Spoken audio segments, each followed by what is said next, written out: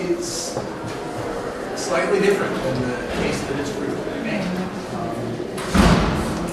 I remember back in the 1990s during the Clinton years, the president launched an initiative on race. And he wanted to begin a national conversation. I was the chair at the time of one of the conveners of the National Democratic Ethnic Coordinating Council, and many of the ethnic communities, the Irish, Polish, Italian, etc., wanted to be a part of that national conversation on race. We didn't see it as black and white, but we saw it as a multi-ethnic discussion about America's history and America moving forward. The president convened us at one point in the Roosevelt room at the White House, and he made the case for the dialogue and urged us to be a part of it. And I can't remember which member of the group said, Mr. President, you make a compelling case, but let me tell you my story. And he went and told the story of his parents coming and the discrimination that ethnic group incurred in the 1920s. It was followed by an Irish American talking about stories of no Irish allowed, Irish need not apply. Italian American talking about lynching in the South of Italian immigrants, etc., etc. When we finished, this was the case with President Clinton, very characteristically, he looked and he said, each of your stories are America's story. It is an American story. This is who we are. We overcome these obstacles, and out of this, we become a more perfect union. The same is true about immigration. It has been reduced by right and left to a partisan issue of exploiting or discriminating against a single ethnic community. It's become a Latino question. It is certainly a question that affects the Latino community, but it's also a question that affects the rest of us. And it's not either or, it's all of us together. It's an American story. And so what we thought we'd do today is invite representatives of different ethnic communities to tell a story about their community and about the case for immigration reform as an American issue, a broader issue that affects all of us and that ought not to be reduced to a single question. I'd like to start, if I could, with Barbara Anderson. Barbara is Barbara's the director of the National Office of the Polish American Congress. First of all, thank you for having me here. Yes, I represent the Polish American community, and we are the large, but actually one of the oldest and largest Polish American umbrella organizations for presence nationwide. And we are one of those groups, as Jim just mentioned, that is very much direct interest in immigration reform, not because it is the right thing to do, but also because it directly affects our group. Polish Americans, the immigration of Polish Americans to this country goes back to 1608, when the first settlers came to Jamestown. And there were 5 of them. They were producing glass and pitch and charity, so classical pitch and tar, but apparently they were important for the Jamestown colony. They built the first well, they built glass furnaces. And actually, another bit of information that not everybody knows is that when in 1619, Jamestown colony organized its first formal government, one of the criteria was that only settlers of English heritage had the right to vote. And Paul said, hey, what about us? We've been working, we've been contributing. So they organized the first strike for civil rights on American soil with their slogan, no vote, no work. And they won. But that was in 1619. Since then, over the centuries, many thousand people from Poland came to this country, searching for better lives, searching for opportunities. Today, the estimates are that there are more than 11 million people of Polish heritage in this country, according to the census. And we are the 5th largest ethnic group with European descent, right after British, Irish, Italian, and German, the 5th of Poles. And yet, still today, even we have this very long history of immigration. One of the biggest issues for us that is kind of related to immigration reform, which is not exactly immigration type issue, is the inclusion of Poland in the visa waiver program. Today, Poland is the only country in the Schengen zone, border-free zone in Europe, that is not a member of visa waiver program. There are only 3 countries that are members of EU and members of NATO who are not included in the visa waiver program, and Poland is one of those countries. At the same time, when you look at Poland, when you look at Poland's economy, it's one of the strongest and the fastest growing in entire Europe. When you look, for example, at the economic indexes from 2008 and 2009, entire Europe was down in red. Poland was the only thing going up in green. And this is because of their conservative, very conservative policies. But even though, so Poles today do not travel for work anymore. If somebody, people from Poland, they travel for fun. They travel to visit. They travel to see their families. And 400 years of immigration, there are a lot of, basically everybody in Poland is somebody who is in this country. If somebody wants to move for work, they have many other work markets much closer to Poland. They don't have to come here. If the mindset that they have to deal with applying for the visa is that they have to prove that they have sufficient ties to Poland and that they will in fact go back and they're not coming here for work. Many people just find it offensive and very outdated. And the basic response when I talk about, and when I ask people in Poland about it, they say, hey, it's too much time, too much energy, too much effort. I go to Australia. And they do go to Australia. They go to Australia, they go to Argentina, they go to India, they stay in Australian, Argentine, and Indian hotels, and they spend money in Australian, Argentine, and Indian stores, parks, museums, etc., instead of coming here. So this is one of the things that we feel very strongly that should be fixed and should be remedied. There are basically 3 things that I would like to talk in the context of our community and immigration reform. So inclusion of Poland into the visa waiver program is one. The second one is, well, some people travel for fun, other people travel for work. And I just mentioned Jamestown, how proud we are of our contributions. Every single group can list several individuals and several contributions to Americans' culture, history, people who make our life here better, nicer, more efficient, more beautiful. We want more of people like that coming to this country and contributing today.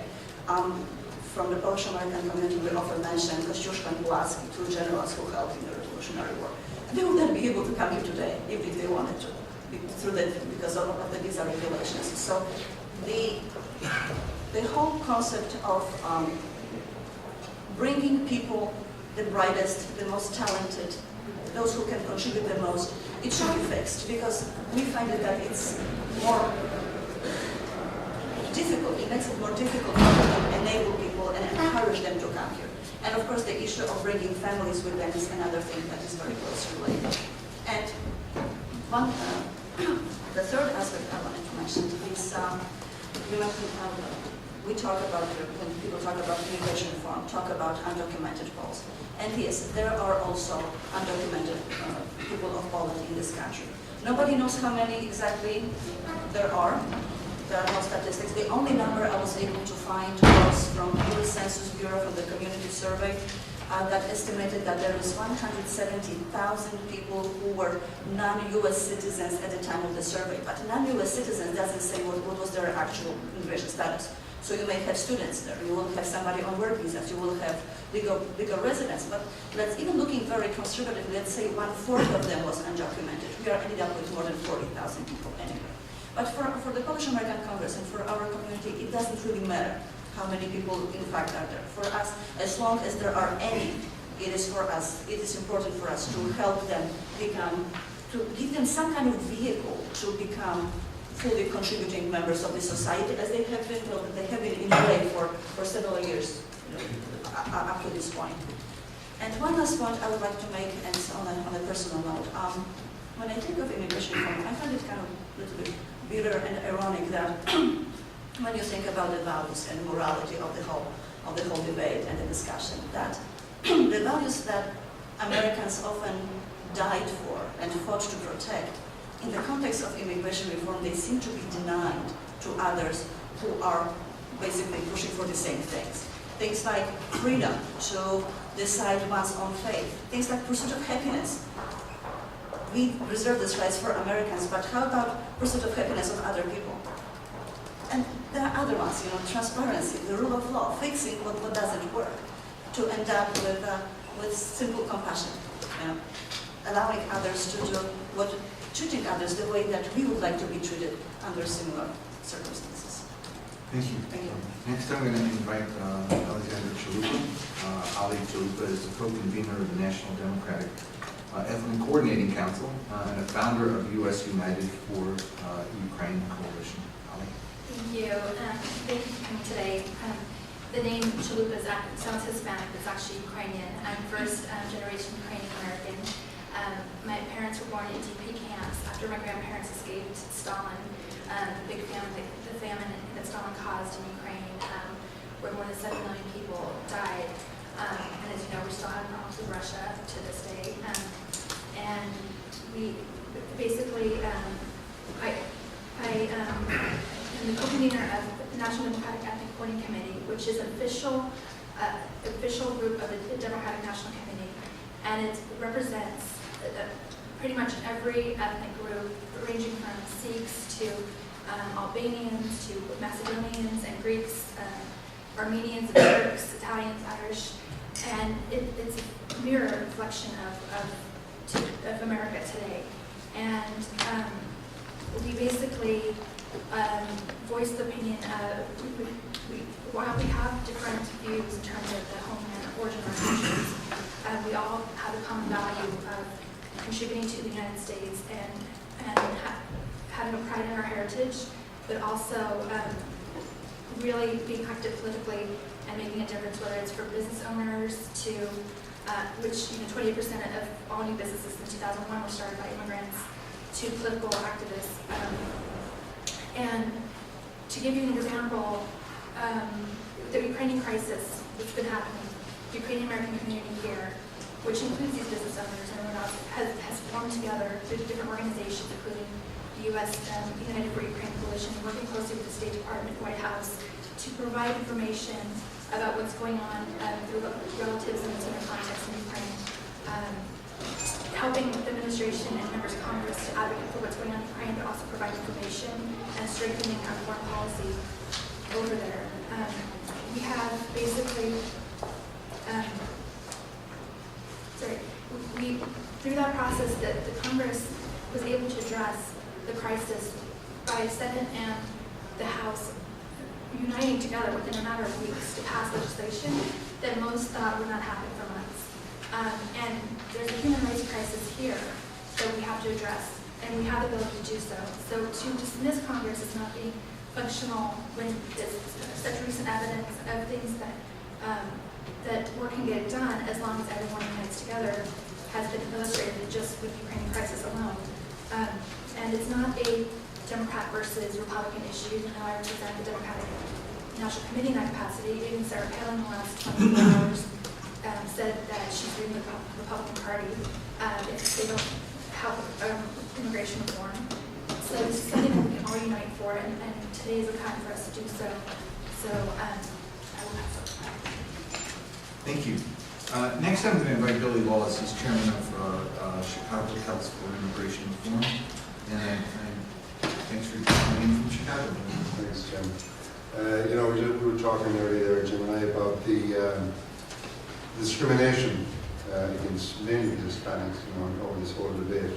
But I was just telling Jim about the Irish in Chicago. In 1855, Joseph McDill bought the Chicago Tribune. And he was also editor.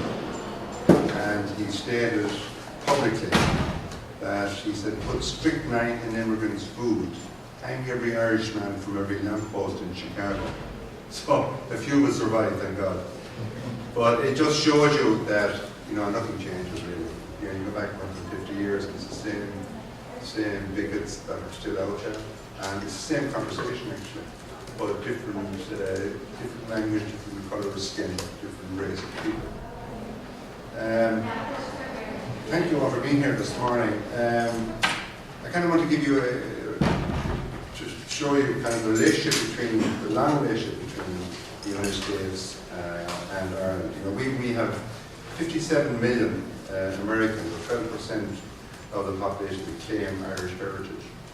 But so I want to give some recent facts. Since joining the European Union in 1973, Ireland has transformed it from largely an agricultural society into a modern, technologically advanced economy, and one of the most pro-Union, European Union, English-speaking and American-friendly countries. Today, over 115,000 are directly employed in Ireland by over 600 US firms.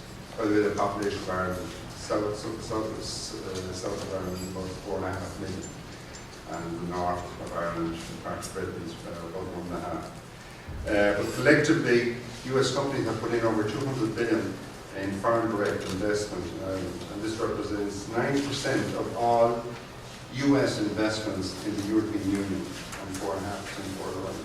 And this equates to more than the total invested in the very much hyped the BRIC economies, Brazil, Russia, India and China, are all South America. Ireland now ranks the #1 export platform in the world for US affiliates based on the latest data. And it's underscoring the importance of Ireland in global chains of US firms. The US accounted for 72% of Ireland's inward investment in 2013. And Ireland is now the #1 location worldwide for US foreign direct investment in the chemicals sector, which includes pharmaceuticals, and second worldwide in the information sector. US firms in Ireland, they form a critical part of Ireland's cutting-edge internationally traded goods and services economy in industries such as information and communication technology, biotechnology, pharmaceuticals, medical technology and financial services. But what is not commonly known is that Irish companies in the United States directly employ an estimated 120,000 Americans in the 50 states, mainly in the food and construction sectors. That's from our history, you know, with big companies like Glanbia, the Kerry Group, Kerry Butter, Kerry Gun, and then Cement Roadstone Holdings, which is a huge construction firm in Europe and here is Irish based. So the employment balance favours the US rather than Ireland, which one wouldn't think it would. Or that other Irish firms directly employ more US workers in America than US firms employ Irish workers in Ireland. So the trade and investment between the US and Ireland, it's really a two-way street and makes a more enduring and very mutually supportive relationship. And another very little known fact that I always keep reminding of when I'm up there on the hill is that Shannon Airport in the west of Ireland has been a refueling stop for military aircraft transporting troops to and from the wars in Iraq and Afghanistan. And it's not without controversy either. There's been a lot of demonstrations there over the years, people that would have objected to the wars. But the Irish government, because of this relationship with the US, has steadfastly maintained that refueling stop. You know, when I started lobbying for the Irish undocumented here, there was kind of an air of surprise that any Irish were here illegally. But of the 11 million undocumented here, we have 55,000. And of course, as Jim said, there are over 40% of the undocumented are non-Hispanic. European, Asian, African. But in '65, one of the big changes in the Immigration and Nationality Act, it became much more difficult for Irish people to immigrate here. And over the 1 million visa green cards issued last year, fewer than 2,000 were allocated to Irish nationals. And the bonds between Ireland and America remain strong, but the vital flow between our two countries has really stopped. And as you probably know, since 2009, because of the massive global recession, 80,000 of our youngest and brightest have emigrated annually since 2009. Huge number for a small country. Mainly to England, Australia, New Zealand and Canada. But at least they've been able to immigrate legally. I have been a big advocate of asking them not to come here unless they come here legally. Because, just life is just terrible for them. No social security, no bank account, no driver's license. I'm going to change that at an eye recently. But I would have rather they would have come here because most Irish regard the United States as their natural immigrant home. Our Irish immigrants, they came here, it really started, the main immigration from Ireland started after the potato famine in 1845. And 1 million people died in that famine, and 1 million immigrated. And that would equate to 80 million in the United States today, the percentage of population. I myself came here 16 years ago. I always had a dream about the States. I think most Irish people have. There isn't an Irish family that hasn't a relation in the United States. And it's always been a great feeling for us in the US through the years. And we started ourselves, myself and my wife, with a small family restaurant pub in Wrigleyville 16 years ago. Now we have 3 downtown Michigan Avenue restaurants, employing over 250 people. Started out and took ourselves with the family. We have other friends, Mahon's Irish as well. They've done a similar scene. They're expanded. They're over 200 employees. But and that's replicated right across the ethnic immigrant population. This is what immigrants do. We don't live off the state. Immigrants don't live off the state. They want to work and they want to better. And that goes for Polish, Ukrainian, Irish, and anyone that immigrates here. And you can imagine the contribution if we brought them out of the shadows, what it would make to do for the economy. Just kind of, it's one of the things I've seen with our undocumented. One of the saddest things I've seen with our undocumented Irish is Skyping the funerals of their loved ones, because they can't go home. If they go back to Ireland, they won't get out of the income. So we have very much in support last year. We were very involved in the Senate bill. And we were very involved with the Illinois. We made a conscious decision 6 years ago to get involved with the Illinois Coalition for Immigrant and Refugee Rights, which I serve on the board. We've got 130 organizations, probably one of the biggest advocacy groups in the country. And we've been hugely successful. My colleague Brendan McGee is with the Chicago Irish Immigrant Support, and very involved as well. But we got the DREAM Act passed in Ireland. We got the temporary driver's license passed 1st of January this year. Over 40,000 have got their licenses since the 1st of January. That means there's 40,000 uninsured people off the road who are now licensed to pay insurance and makes it safe for American citizens. And just last month, the Illinois Trust Act, we passed it out of the Senate Executive Committee, hoping we get in the veto session in November. And when that passes, one of the strongest trust acts in the country. Last week we had the Secretary of Homeland Security, Secretary Johnson in Chicago, with Luis Gutierrez and Durkin. And they brought him out to Broadview to the deportation center. And he saw it first hand himself, what goes on. He was really taken something else. Everybody was. I mean, when they take away these deportees by bus in Afghanistan, he was out and go back. It's just heartbreaking. It's not what this country is about. It's not what I came here for, I can tell you that. So my message really to all of you, and thank you for being here today, like that immigration reform, it's inevitable. We know that. And it is so just, it has to be done.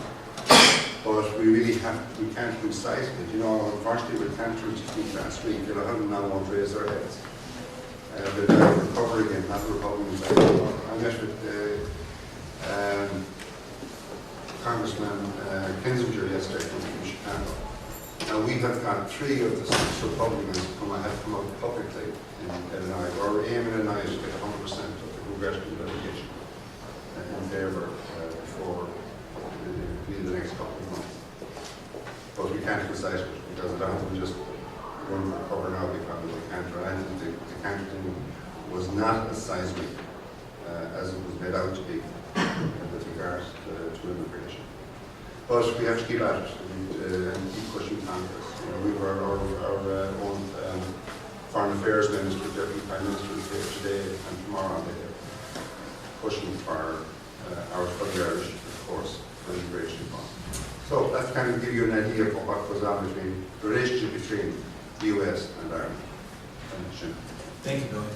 And our final speaker is Kamal Assad. He's an immigration policy attorney with the National Immigration Law Center. And just yesterday, the White House announced that he was going to be named one of the champions of change in the ceremony forthcoming. Come on, Yes, congratulations. It was yesterday, the ceremony? Congratulations, champion.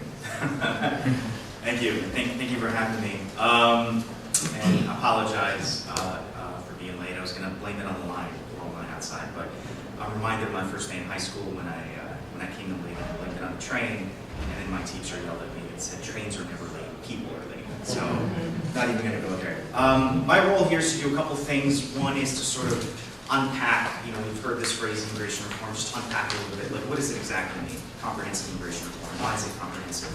And then two, to give a little bit of a state of play in Congress, although I think you've heard a little bit of that throughout this panel. And then if I have time, I'll talk a little bit about, if things do fail in Congress, is there a role to what extent can activity at the state and local level make life better for immigrants? So I'll first dive into comprehensive immigration reform. What does that mean? And it basically, it means tackling three dimensions of the immigration system. One is dealing with the undocumented. We have about 11.5 million people who are undocumented today, and creating some system for them to become legalized. Now that's one part of comprehensive immigration reform. It's not the only part. And in fact, it gets a lot of attention. One of the consequences of it getting a lot of attention is it conflates immigration reform with the Latino issue, right? Because a big proportion of the undocumented are in fact Latinos. But there's more to immigration reform than just that. To some people, the second dimension to immigration reform is more enforcement. There's a difference of view on it. I think some of us believe that there's been actually a lot of enforcement over the last few years. But that's the second dimension of immigration reform. And then the third dimension is, broadly speaking, it's fixing the legal immigration system, right? Which is fixing the way that people people immigrate to the U.S. Now, part of the reason we have an undocumented population is that there are no legal ways for people who want to come to the U.S. To come to the U.S., right? I mean, if you have family here that's sponsoring you and you're overseas and it takes 15, 20 years for you to be sponsored, you're going to have some tough decisions to make about whether you're going to wait 15 to 20 years to see your loved one, right? And different people come out of that different ways. But the fundamental point is that it shouldn't be that way, right? People shouldn't be put in that position where they have to make those decisions.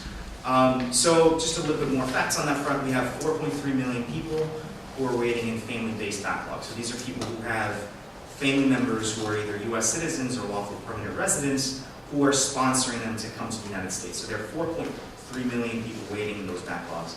And some of them, depending on country, depending on what the family relationship is, have been waiting for upwards of 20 years, right? So that's a long time. That's a really long time to be waiting to join a family member. So part of fixing the legal immigration system is addressing those wait times, right? Making sure that people who are sponsoring their family members and who are sort of trying to immigrate by the book are given a reasonable way to do that. A couple of other things that are part of the legal immigration system: lack of discretion by adjudicators and immigration judges, right? In certain circumstances, immigration judges and immigration adjudicators, their hands are tied in trying to assess whether or not to approve certain applications. It can that can get pretty wonky really quick, so I won't get into too much detail, but happy to talk about that if anybody has questions. And then there are other ways, employers and needing, some employers say, hey, we need workers from overseas. We don't have visas to bring them to the U.S. on right now. The unions may have a different take on that. So that's sort of the comprehensive immigration for what that means, right? All these things together. So shifting now into state of play, how is Congress dealing with comprehensive immigration reform? So a year ago this month, June 2013, the Senate passed a comprehensive bill. Some of it was good, some of it not so good, but the Senate actually tackled the problem with 68 votes, including, I believe, 14 Republicans. Now, those of you, and I'm sure most of you here follow activity on the Hill, 68 votes on any piece of legislation in the Senate is a pretty big deal, right? But that's what the Senate did. And the House, which we'll get to in a second, hasn't been able to follow suit. So what does the Senate bill do? So on legalization, it provides legalization with a path to citizenship to anybody who's here before December 31st, 2011. Right? So that's pretty good, right? I mean, it leaves out people who came in after 2011, but allowing people here before then to legalize and ultimately become citizens, it's a huge step in the right direction. Now, we think there are some problems with that. For example, we have to wait about 13 years to get there, and there are all these fines and fees and hoops that you have to jump through. But it certainly was a good step. Other positive things that it did is create something called a V visa, or it sort of amended the V visa to make it more generous. And just briefly on that, I talked a little bit earlier about the family-based backlogs, right? So you're sponsoring a family member overseas to bring them in on a green card, and you have to wait a certain set period of time until that application is processed. What the V visa does is, while that's pending, while that green card that brings your family member here is pending, that family member can apply for a temporary visa to be able to, so that he or she can join you in the U.S. as they wait for the green card to come in. That's a really big deal, right? Because it sort of bridges that gap between the application and the family unification that we see here, and which is a big driver of illegal immigration, I think. There are some bad things in the Senate bill. So currently, in the current law, siblings who, U.S. citizens who have siblings can sponsor them, to bring them to the U.S. as green card holders. They will no longer be able to do that if the Senate bill were to become law, right? Which is really unfortunate because, particularly for certain countries like the Philippines, sibling sponsorship is a big way for people to immigrate to the U.S. So that's really unfortunate. And then a second bad thing is elimination of diversity lottery. So countries that don't send that many people into the U.S., so for instance, Ireland, there are a few other countries, their citizens can apply to come in as diversity immigrants. It's literally a lottery. About 1 million people apply, 50,000 get it. So it's a 1 in 2,000 chance. I don't know what the math is. But it's literally a lottery, and people can, who want to come to the U.S. can come as immigrants with a green card in hand. The Senate bill guts it altogether, which is really unfortunate, particularly for people from African countries, as this is a pretty significant way for them to enter the U.S. And then there are a couple of provisions that I think are sort of stigmatizing in certain communities. There's language in the bill that says people from certain countries can have to go through additional screenings, right? We're probably talking about Arab Muslim countries who have to go through additional screenings in order to apply for this path citizenship. Again, stigmatizing, continuing some of the post-9/11 rhetoric. And there's also racial profiling language that essentially allows federal law enforcement officers to continue to profile people based on religion and national origin, again, stigmatizing certain communities. So that's the Senate part. So what happened in the House? So the House is where bills generally go to die. And immigration reform has not fared very well. I think some parts of the Republican Party, the House, as folks know, is controlled by Republicans. Some factions of the Republican Party have been very supportive of immigration reform, including leadership. We understand Representative Mary Louise Goulart, Representative Paul Ryan, even folks, conservatives like Raul Labrador and Mick Mulvaney, folks that are very conservative, have been supportive for immigration reform. But there's been a very loud minority, some people call them the Hell No Caucus, who have been opposing to anything whatsoever related to immigration.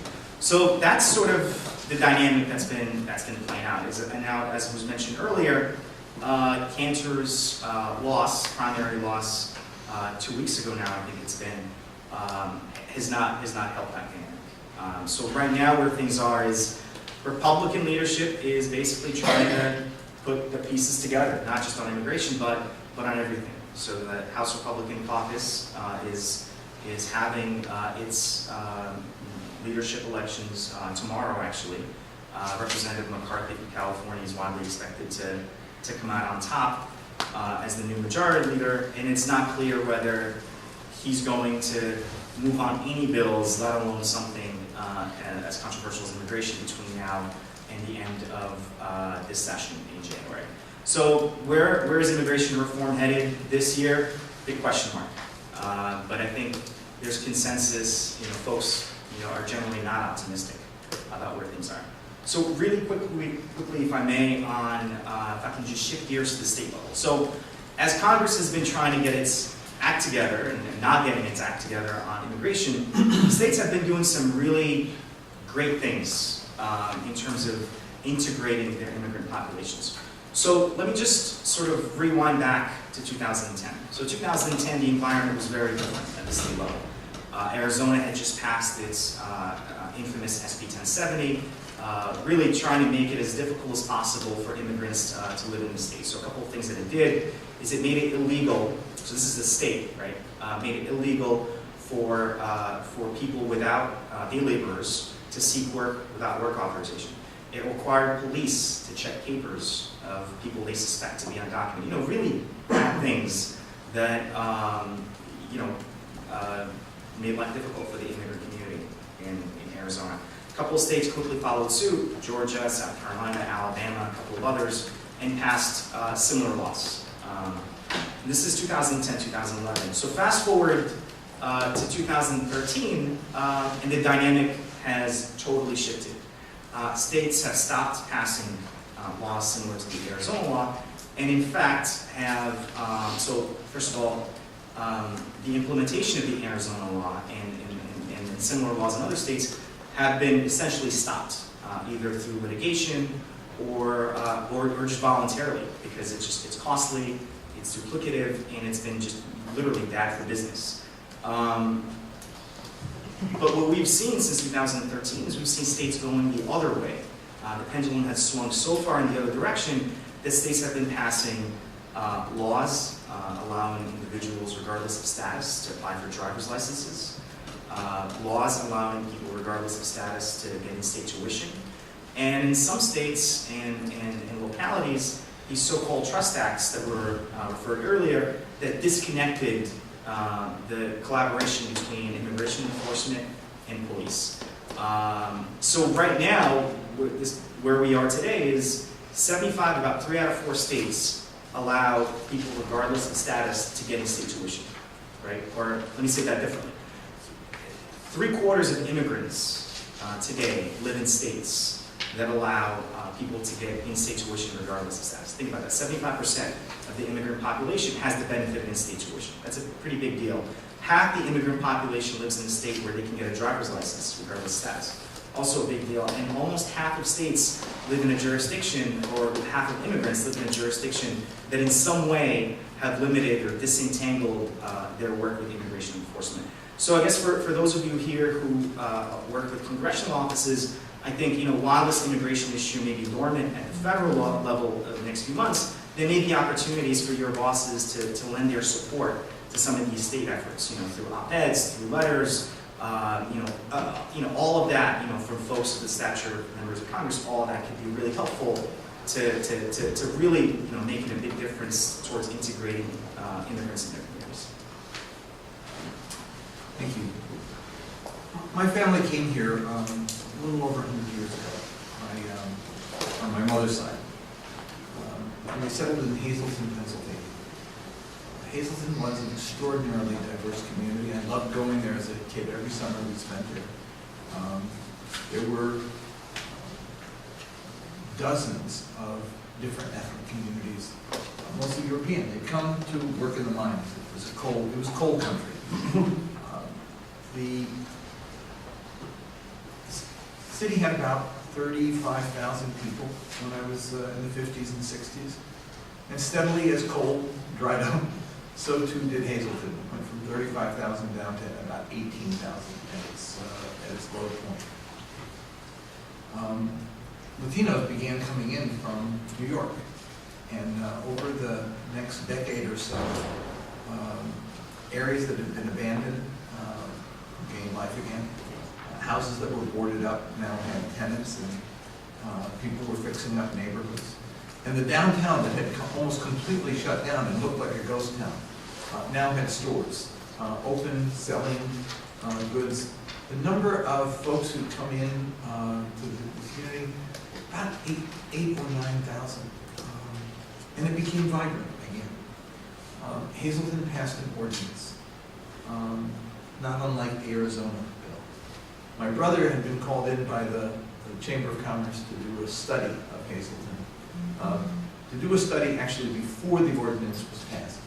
In the process of doing the study on the economic viability of Hazleton and how Hazleton could move forward, the ordinance was passed, and slowly the city began to change again. It lost about 6,000 or 7,000 of the people who come in. Neighborhoods once again were abandoned and stores closed. And presenting his findings, my brother said, "I never saw a city commit suicide before." That was Hazleton's story. This anti-immigrant, this conflation of all Latinos with undocumented became a crisis for the city. And while the ordinance is still on the books, it's been declared unconstitutional, it's not being enforced, the city still has a terrible time trying to come back again from the stigma of the anti-immigrant tone that was set by the mayor, who's now a congressman, and by members of the city council. A wonderful researcher for the Immigration Policy Center did a little paper on Hazleton. And what he did was he took comments made by the city council and the mayor and the newspaper at the time the ordinance was being passed, describing immigrants as lawbreakers, as lazy, as a drain on the city, as parasites on government, etc. And he went back to the 1920s when the Irish and the Serbian and the Italian and the Polish and all the immigrants were coming into work in the mines. The very same ethnic groups that were making the bigoted statements about immigrants in 1990s. About them, the same comments were being made back in the 1920s, and putting the two next to each other, as Billy did in the Chicago situation, is really quite striking. The second story I just want to tell is about my family. On my father's side, my uncle came in 1910. He was 14, came by himself. He was a young man with a big mission. He was going to make his claim in America and then bring the rest of the family over. The war intervened, and Lebanon got hit hard. My grandfather died. My grandmother was left alone with the 6 remaining children. My father came next, but stopped for a while to work in Marseille, and in the process of doing that, his mother and the others had left already and to come to America. By the time my father got to apply for a visa, we were in the throes of the anti-immigrant hysteria of the post-World War I era, and Arabs, mainly Lebanese and Syrians, fell under the Asian Exclusion Act. We were considered Syrian trash, was the language used by Senator David Reed from Pennsylvania. And we were denied visas. We got literally zeroed out from 1922 on. My father did what any enterprising Lebanese boy would do. Got on a ship to come to America, got off the ship and stayed. I remember the stories when I was growing up as a kid of my father living in fear of being deported. People in the community, when they'd have a gripe with one of my father's brothers, saying, "We know that Joe's here illegally and we're going to tell on him, and we're going to get him deported." Finally, in the 1930s, there was an amnesty passed. My father got amnesty, became a citizen in 1942. I have hanging on my wall parchment from President Obama naming me to a commission that he appointed me to, and next to it, my father's naturalization. To me, that's the story of America. It's the story of ultimately acceptance, redemption, and then inclusion. Look, it is something we want for ourselves. It's something that we ought to want for everybody. I always think about it. It's not American, they say. And I say, what does that actually mean? What does being American mean? America's like, it's almost like there's an alchemy involved. It's like it is changing all the time, becoming new. What would America be without African Americans? What would America be without Italians and Polish and Irish? What would American humor be without Jewish humor? What would America be without Polish, Italian, Irish, and everybody else, Greek cuisine, what would we do? What would our food be? What would our dance be? What would our music be? What would our entertainment be? What would our sports be? I mean, I watch our soccer team and like, that's American and we're cheering for it, but who are they and where did they come from? And what they are is the world here becoming transformed like alchemy into America. And in the process of them becoming America, America becomes very different as well. It's this double birth that occurs. We become different people when we become American, and America becomes different when we become citizens. And so the process of continuing that, but what's weird is that the stories we've all told include the notion that once you're here, the tendency is to shut the door and leave everybody else out. And that's precisely what is not American. And that is precisely what we ought to be dealing with today. And so I'll stop there and open it for questions or comments from the floor. Yes. Identify yourself. Mark Anderson, U.S. Naval Academy Corps, here personally. Robert F. Kennedy said, in part to be an American means to come to the exiles kingdom, an outcast and a stranger, and he who denies the outcast and the stranger still amongst us also denies the spirit of America. And my question is, why has the Obama administration failed to make this an important national security issue when you have as many undocumented people among your population as we have, and that disaffected populations are dangerous populations, and these people come over for many good reasons to be able to better identify who might be a problem. It would seem to me that you would have to have a better understanding of who you're dealing with.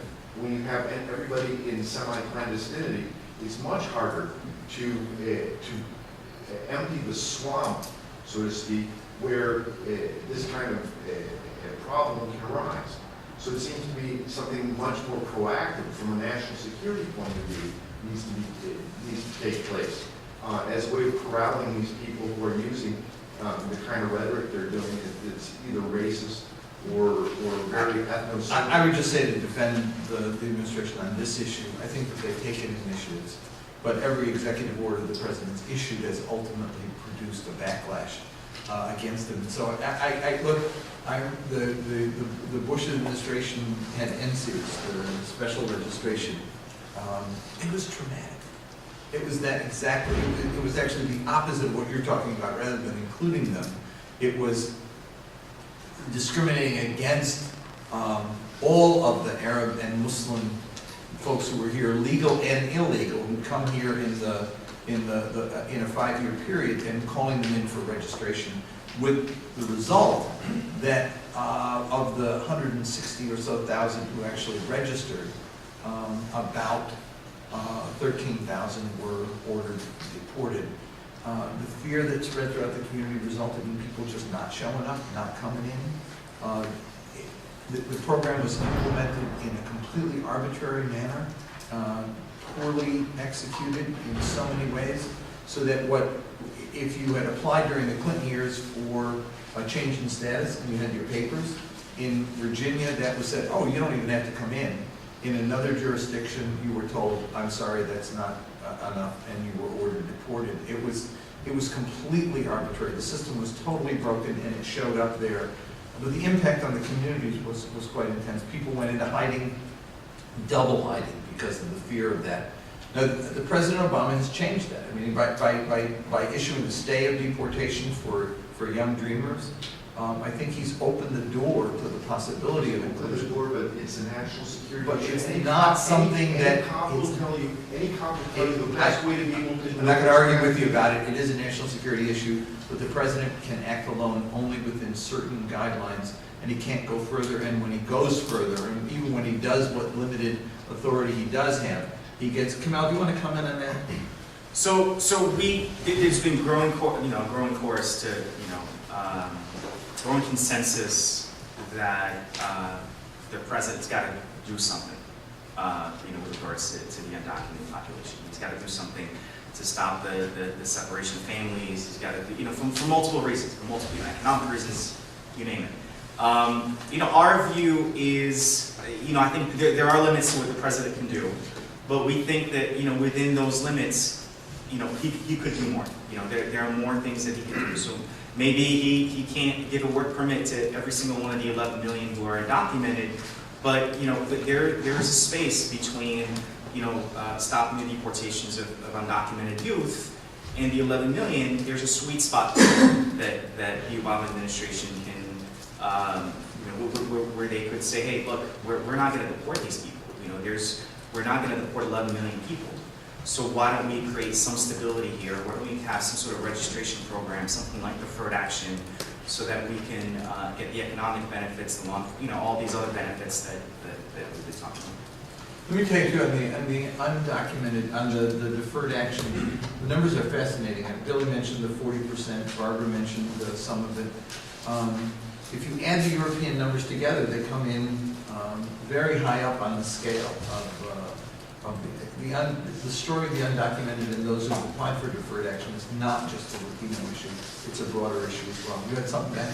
Yeah, my name is Amal David. I am from an organization called Arab America.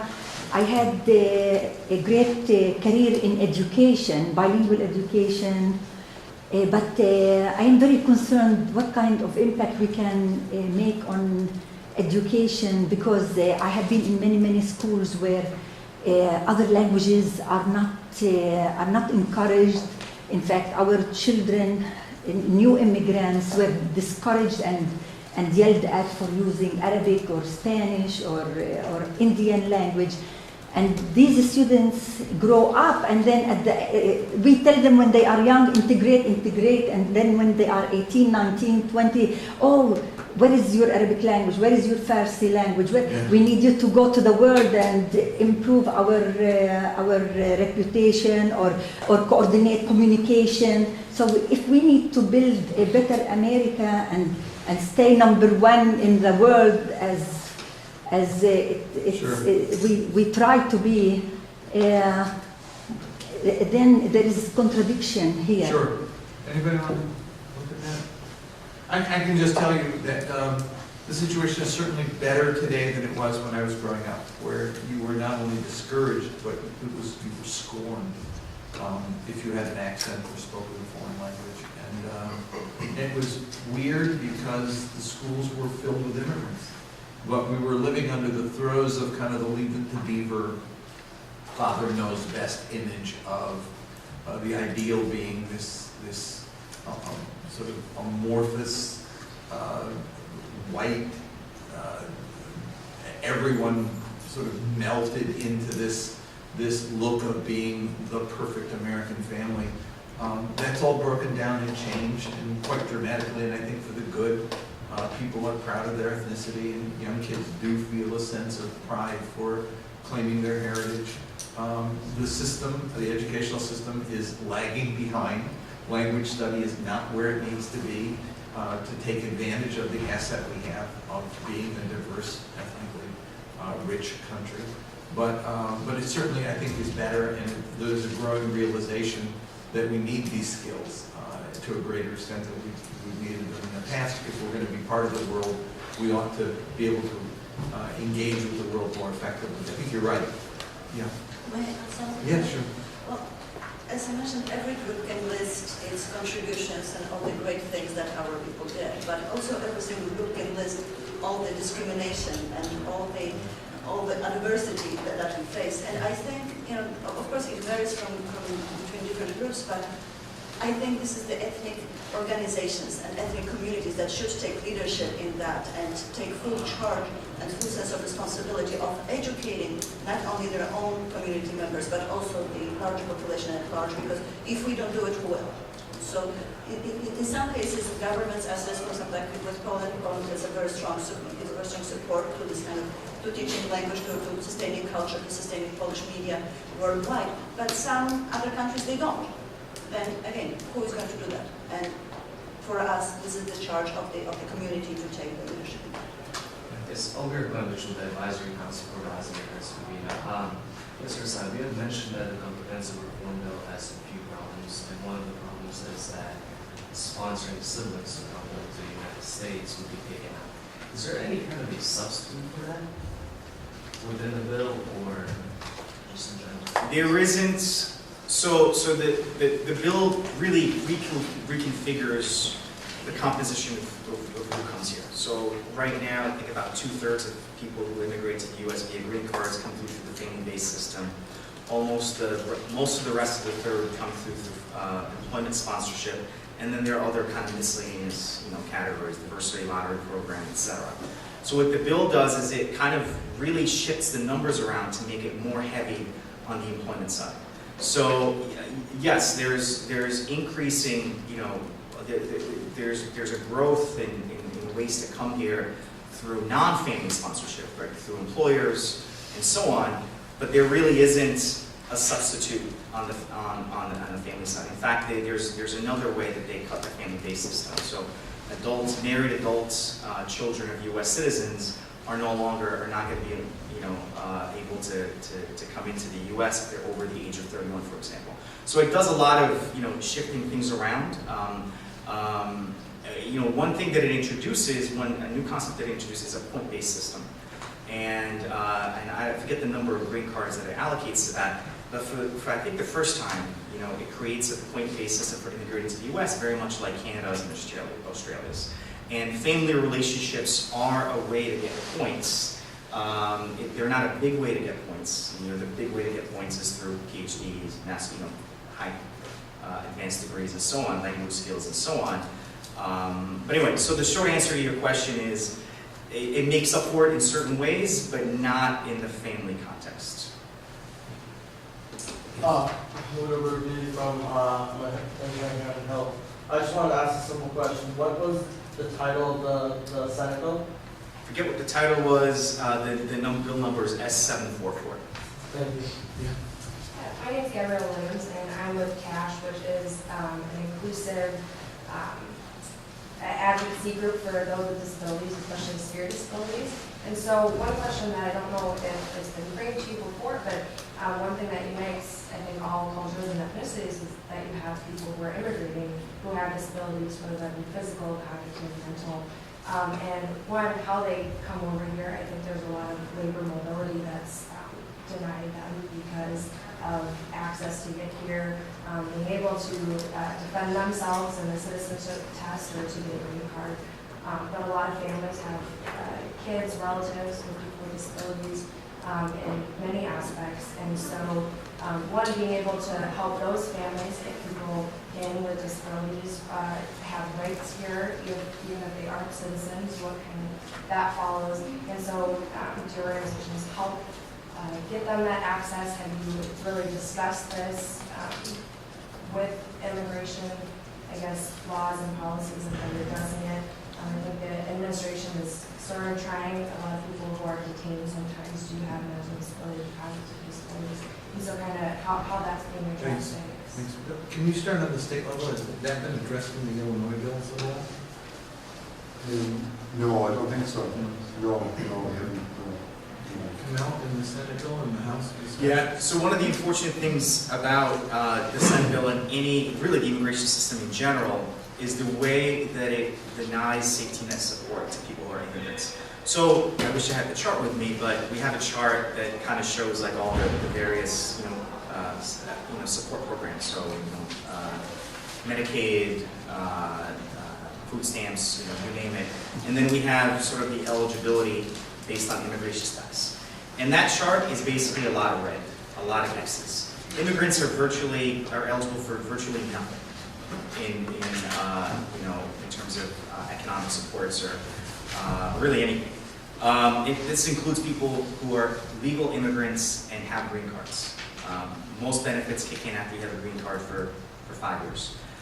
One of the unfortunate things under the Senate bill is, even for people who are legalizing, right? So these are people who are getting a status under the bill. They're being denied these same benefits, despite the fact that they're in status, for the duration that they're on this path citizen. So we're talking about a minimum of 13 years, right? Now, people don't choose to get, and that includes, by the way, access to the ACA credits, right? So people don't choose to get sick, right? People don't choose to, and you know, there's tons of evidence that immigrants, you know, when you control for income, immigrants are less likely than the native-born to use various government benefits. But despite that, you know, our senators felt that it was important to deny these, you know, population of 11 million as their sort of, so it's like we're integrating them in one way, but not in another. But I'm happy to take this conversation offline because this is an issue that we're very much interested in, and it's been a really tough issue to make headway on. Just to follow up with that a little bit, do you think there's a negative connotation because people with disabilities a lot of times don't have access like we do and to like education or employment or those things? And so they would want to come here to do exactly what all immigrants would want to do, is come to better their lives and to contribute to society that they feel included in. So do you think there's a negative connotation to say, oh, well, you know, sorry that we can't give you all these government benefits, as in, you know, that they're drilling the system, and that's not what you want to do, that's not what any immigrants want to do. Yeah. You think that's part of the problem? I mean, I think it's just you know, it's sort of, there are two contradicting things out there, you know, that you hear from the anti-immigrant crowd. That, you know, immigrants are takers, right? They just want to come here and take benefits, and then at the same time, immigrants want to take their job, right? So it's like, how do those two square? Are they consistent? But it just kind of gets wrapped up in that, right? You know, I don't think it's more sophisticated than that. I think it's just that piece. Yes. We spoke earlier when you were discussing the new Senate bill about how by getting rid of the lottery, it closes down a lot of opportunities for African immigrants to come into the United States. Are there any, you know, anything included in the new bill that would help address that issue, or any policy consideration that you can take? There is, so as part of the point system that I mentioned earlier, there are, I think it's literally a handful of points for, you know, if you're applying from, you know, like diversity country. But I don't think it comes close to, you know, my sense it doesn't come close to sort of substituting access to those visas for people from certain countries who, you know, a lot of these people, you know, were not schooled in sort of, you know, the English system and, you know, may not have access to universities like maybe some people in other countries. So it really limits access, you know, it's also limiting for women, right, who in certain countries may not have access to higher education or certain kind of career paths that would make them,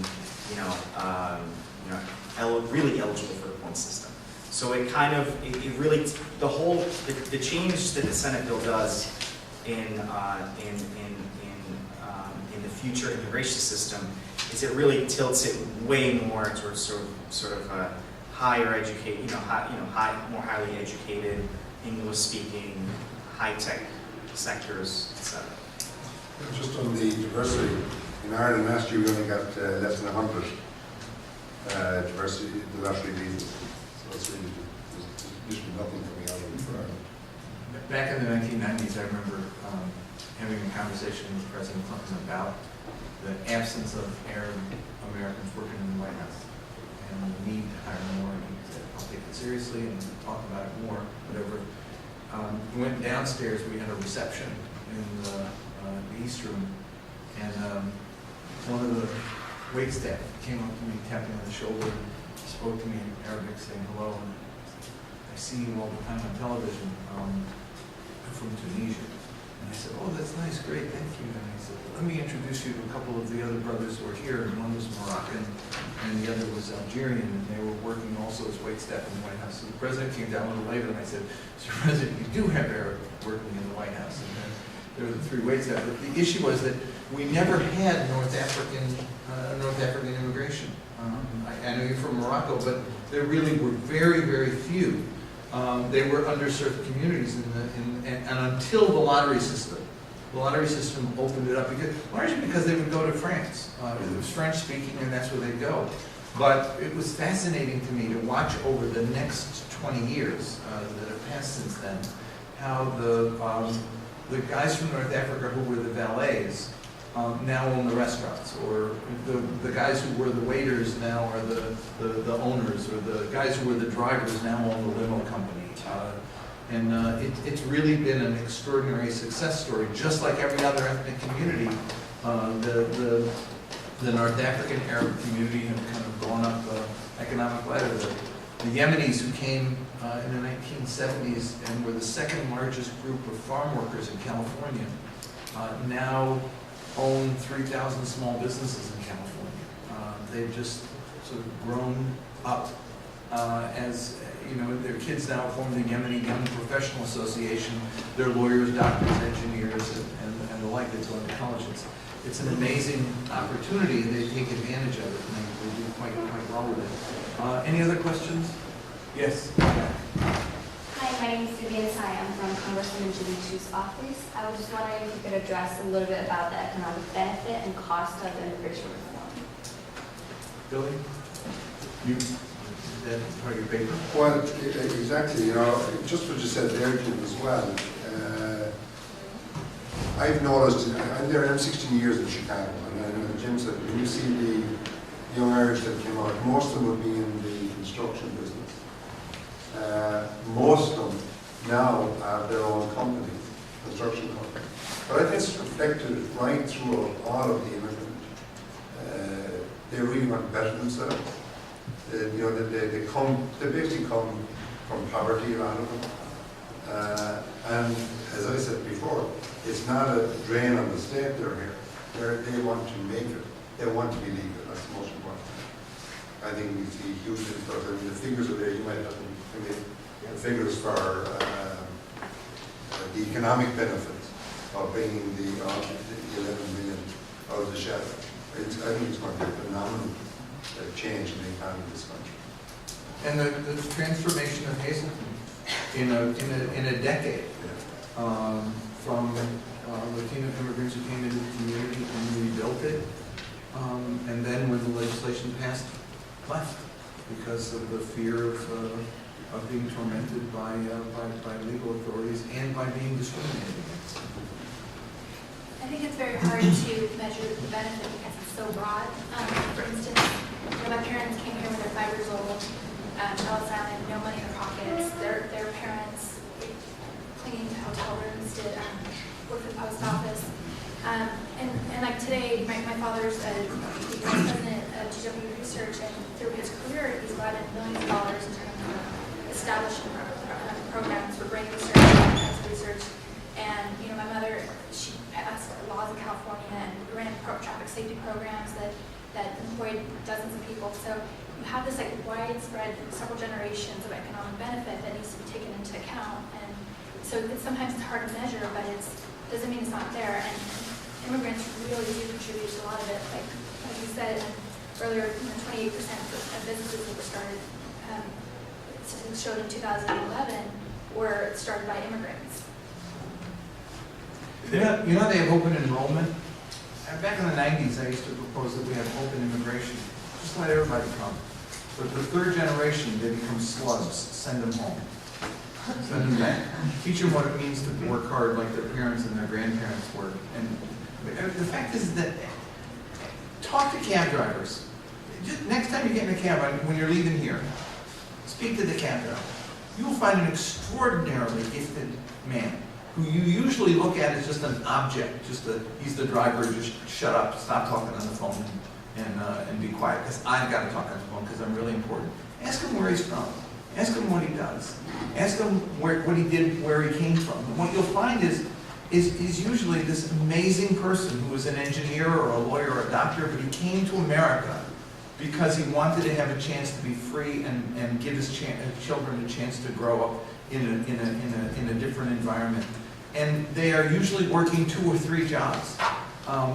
And they're heroes. And their kids, I hope, will respect the contribution that their parents have made to give them the chance to become the people that they will be. But this issue of what contribution do immigrants make, they make, if nothing else, it's the vitality, it's the determination, it's the sense they have of wanting to sacrifice for their children that make them the special people that they are. Nobody comes here to be lazy. They come here to give their families a chance to grow and prosper. Whether they're sending remittances back to their home country, or they're here taking a job far less than the one they were educated to do in the country they come from. They come here because they want to succeed, and they want their next generation to succeed as well. Just a couple of data points. One is, I'd urge you to look at this CBO report for S744, the Senate Comprehensive Immigration Reform Bill. Part of what you'll see there is not only, if the bill were to pass, not only is the CBO expecting that there would be an increase in economic growth because of the bill, but that there would be wage growth for most of the U.S. population. And in terms of fiscal impact, that there would be a net gain of $900 billion. So that's nearly $1 trillion to the federal treasury over the next 20 years. That is a lot of money that can go down, that can go towards paying down our national debt. And then just, yesterday there was the Champions of Change, DACA's Champions of Change ceremony at the White House. And one of the things that so this is for DACA recipients, right? Sort of 2 years later, talking about how their life has been like. And two of the recipients mentioned how they just filed their taxes for the first time, right? That's money that's going to the federal treasury and paying for all sorts of services, and they may not have, or there may not have been fewer taxes coming from these folks if and when they were underemployed. So it's a pretty clear benefit from my perspective. One more question, and we'll stop. Yes. Hi, my name is Rebecca Reed. I'm an intern at Congressman Ben Holmes' office. My question is about detention centers, but I'd like to say just a couple words of why I'm passionate about immigration reform. My best friend, similar to the story, her father was a doctor back in Ukraine. She immigrated, or their family immigrated 15 years ago from Lviv. He died of cancer 2 years ago. And their family faced a lot of obstacles, overcoming obstacles. She received finally in-state tuition in Maryland, and she's amazingly hardworking, and that's just testament to kind of the story we're telling me. Personally, I grew up in the Foreign Service. My father's American, my mother is Malay, and my mom left when I was 12, and as a result of the immigration laws, the person who raised me, which is my mama, she's from Indonesia, that was one of the postings that my father had, will never receive citizenship in the United States. When my father retires from the Foreign Service at 65, which is next year, she will have to go back to Indonesia. So she's been with me now since I was 6 years old. And I guess personally, I find that this is an incredibly critical issue for millions of Americans like me who have huge ties to people who may not be family members, but have raised us. And my father and my whole life has been defined by serving this country and moving every 3 years, and we are faced with the exact same obstacles as anyone else, which I completely understand. I guess my question pertains to my thesis, which is what improvements are being made to immigration detention centers, in particular by the Obama administration, because I know that has been an incredibly pressing issue over the last 10 years. Kamel, Billy? I can't really speak to that in too much detail with a little bit of work in detention, but not that much, but I'm happy to follow up with that. Okay. Yeah, the detention centers are just terrible. I mean, the way that the deportees are treated, they're manacled and shackled. So I suppose their family members can't even hug them to say goodbye. You see them on monitors. It's horrific, sort of what's going on. We're really putting the pressure on. We've been there every Friday morning. We have 2 nuns in Chicago that go there every single Friday morning and say rosaries outside. And they brought the Secretary Johnson there last week to see exactly what was going on.